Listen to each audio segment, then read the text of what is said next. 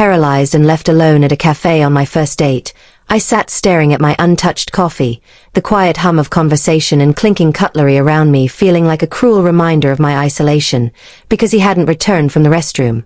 Or at least, that was what I told myself, hoping it was a misunderstanding rather than the truth.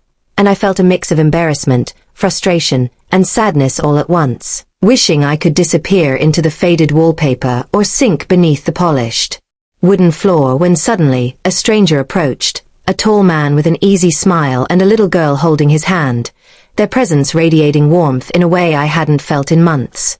He crouched slightly to meet my eyes and said gently, "Are you okay? You've been sitting here alone for a while." I nodded, unsure if I should be polite or defensive, my pride warring with the relief of not being invisible anymore, and the little girl tugged on his sleeve, whispering, "Daddy, she looks sad."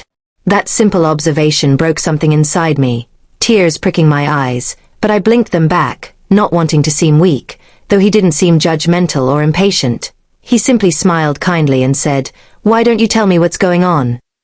I hesitated, then explained, voice shaking, how I had been abandoned by someone I trusted to a place I thought was safe, how my condition made independence difficult, and how vulnerable I felt in a world that often ignored people like me. The man listened attentively, nodding, asking thoughtful questions without interrupting.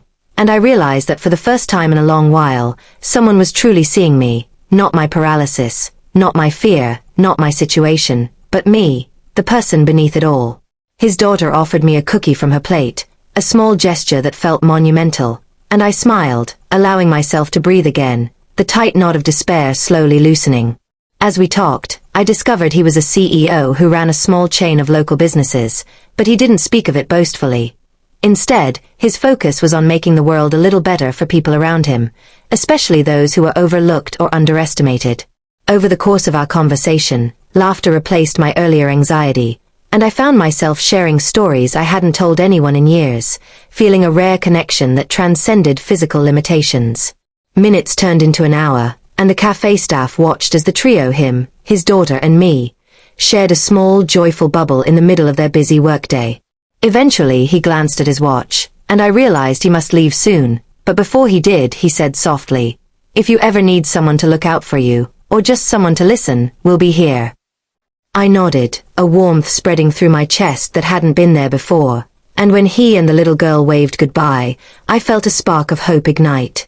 That day, abandoned by someone who should have cared, I had found unexpected kindness, connection, and the reminder that even in moments of loneliness, strangers can enter our lives with empathy and humanity that changes everything, proving that sometimes, the most profound encounters happen not when we are at our strongest, but when we are most vulnerable, and that trust and compassion, even from a single meeting, can restore a sense of worth, hope, and courage that we thought had been lost forever. And as I left the cafe later, I carried that spark with me, knowing that life could still surprise me, and that human kindness is often the most powerful catalyst for transformation and healing.